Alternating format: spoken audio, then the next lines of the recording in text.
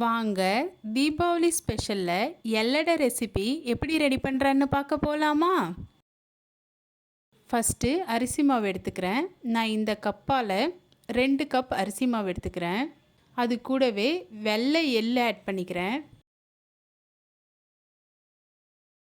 காஞ்ச மிளகாய்த்தூள் ஆட் பண்ணிக்கிறேன். அதாவது மிக்சியில் போட்டு அரைச்சி எடுத்திருக்கேன் நான். ஊற வச்ச கடலைப்பருப்பு ஒரு 3 ஸ்பூன் கடலைப்பருப்பு ஊற வச்சு எடுத்துருக்கேன், அதை எடுத்துக்கிறேன். பட்டர் ஒரு 2 ஸ்பூன் பட்டர் ஆட் பண்ணிக்கிறேன்.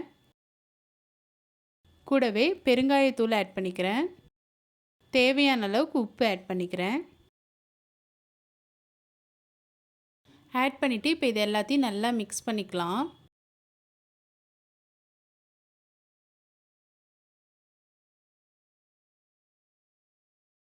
நான் சைடில் தண்ணியும் சூடு பண்ணி வச்சுருக்கேன் நல்லா. ஃபஸ்ட்டு இதை எல்லாத்தையும் மிக்ஸ் பண்ணிவிட்டு அப்புறம் கொஞ்சம் கொஞ்சமாக தண்ணி ஊற்றி நல்லா சப்பாத்தி மாவு பதத்துக்கு பிசைஞ்சு எடுத்துக்கலாம்.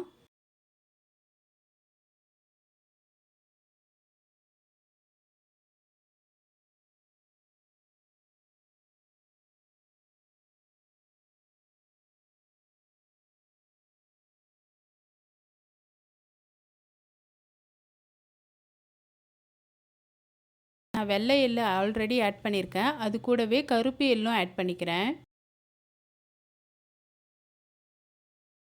ஆட் பண்ணிட்டு இந்த அளவுக்கு நல்லா கையை வச்சு நல்லா மிக்ஸ் பண்ணிக்கலாம் மாவில்.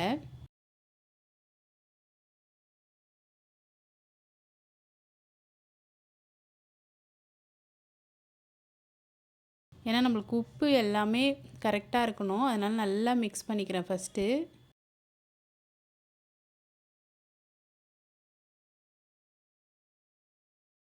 இப்போ கொஞ்சம் மஞ்சத்தூள் ஆட் பண்ணிக்கிறேன். கூடவே கார மிளகாத்தூள் ஆட் பண்ணிக்கிறேன்.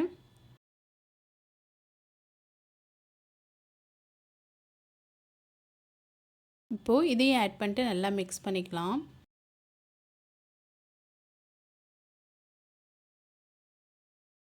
இப்போது நான் சூடு பண்ணி வச்சுருக்க தண்ணியை கொஞ்சம் கொஞ்சமாக சேர்த்து மிக்ஸ் பண்ணிக்கலாம். ரொம்ப சூடாக இருக்கிறதுனால கையால் மிக்ஸ் பண்ணாமல் நான் ஸ்பூன் வச்சு மிக்ஸ் பண்ணிக்கிறேன்.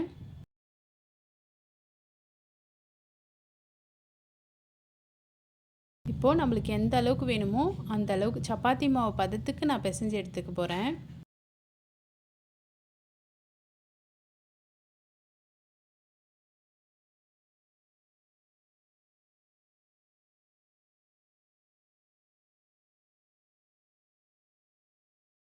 கொஞ்சம் கொஞ்சமாக தண்ணி ஊற்றிக்கலாம், ஒரேடியாக ஊற்றாமல்.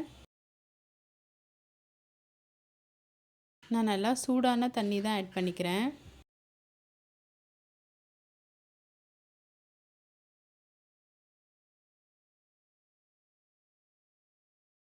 இப்போது இது அப்படியே கொஞ்சம் சூடு ஆறுனதுக்கு அப்புறமா நம்ம நல்லா சப்பாத்தி மாவு மாதிரி பிசைஞ்சு எடுத்துக்கலாம். ரொம்ப கொஞ்சம் மிதமான சூட்டில் இருக்கும்போதே நான் பிசைஞ்சிக்கிறேன். பாருங்கள், இந்த அளவுக்கு நல்லா சப்பாத்தி மாவு நம்ம எந்த அளவுக்கு பிசைவோமோ அந்த அளவுக்கு பிசைஞ்சு எடுத்துக்கலாம்.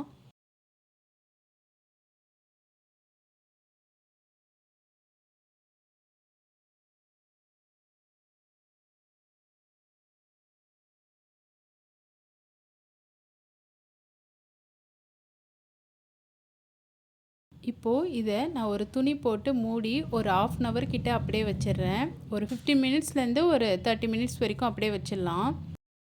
இப்போ இதுக்கப்புறமா மாவை பாருங்கள், நல்லா சாஃப்டாக இருக்குது. நல்லா ஒரு ஈர துணியை போட்டுட்டு அது மேலே தட்டி எடுக்க போகிறேன்.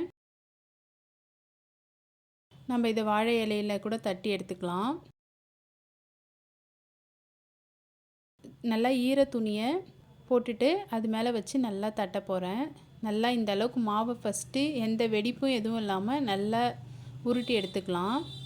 இப்போ நம்ம தண்ணி தொட்டு அப்படியே தட்டி எடுத்துக்கலாம். நம்மளுக்கு எந்த சைஸ்க்கு வேணுமோ கொஞ்சம் மெல்லிசாக நல்லா மெல்லிசாக தட்டி எடுத்துக்கலாம். அப்போ தான் நம்மளுக்கு வந்து நல்லா வெந்து வரும். நம்ம இதை ஸ்டோர் பண்ணி வச்சு சாப்பிட்றதுக்கும் நல்லாயிருக்கும்.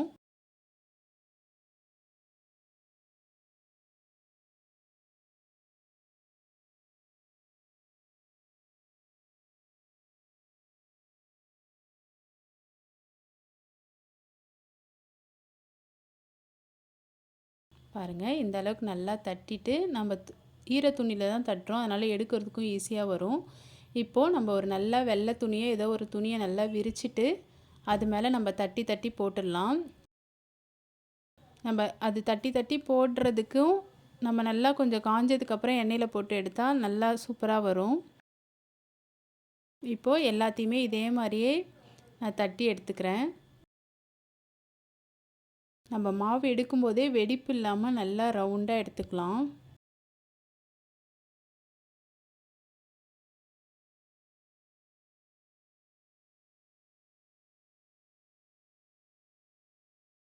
நம்மளுக்கு சென்டர்லாம் நல்லா மொத்தமாக இல்லாமல் மெல்லுசாக தட்டி எடுத்துக்கலாம்.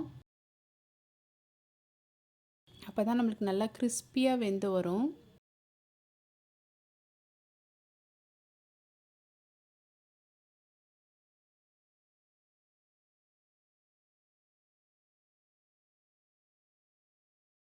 நான் இதே மாதிரியே எல்லாத்தையும் தட்டி எடுத்துக்கிறேன். பாருங்கள், எல்லா மாவு போட்ட மாவு எல்லாத்தையும் நான் அழகாக தட்டி வச்சுட்டேன். இப்போது நம்ம எண்ணெயை நல்லா சூடு பண்ணிவிட்டு இதை போட்டு எடுக்க வேண்டியதான். எண்ணெய் நல்லா சூடானதுக்கப்புறமா போடணும். எண்ணெய் நல்லா சூடாயிடுச்சு. இப்போ நம்ம போட்டு எடுத்துக்கலாம். பாருங்கள், நம்மளுக்கு அந்த துணியில் எடுக்கிறதுக்கும் ஈஸியாக இருக்குது.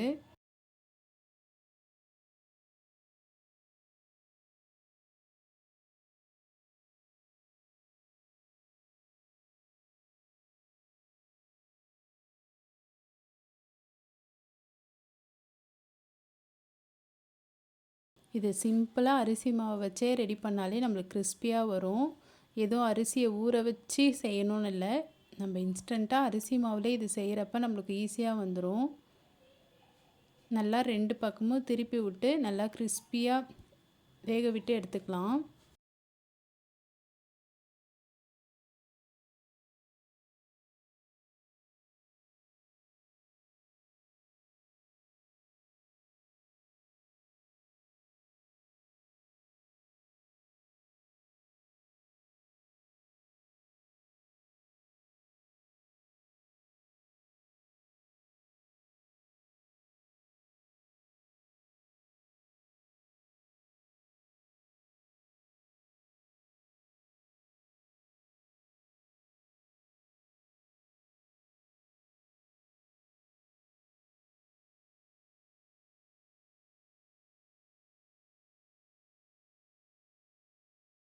நம்ம ரொம்ப ஹை ஃப்ளேம்லேயே வச்சு வேக விடக்கூடாது. ஹை ஃப்ளேமில் வச்சாலும் தீஞ்சிரும். மீடியம் ஃப்ளேம்லேயே வச்சு 2 பக்கமும் திருப்பி திருப்பி விட்டு நல்லா வேக வச்சு எடுத்துக்கணும்.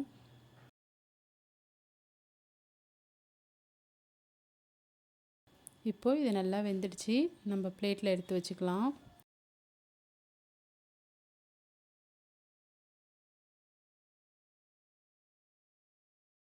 இதே மாதிரியே இருக்கிற எல்லாத்தையும் நம்ம போட்டு எடுத்துக்கலாம்.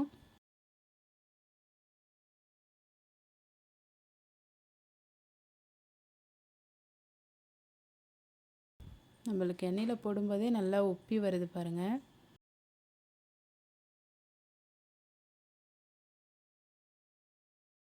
அவ்வளோதான், எல்லாத்தையுமே போட்டு எடுத்தாச்சு.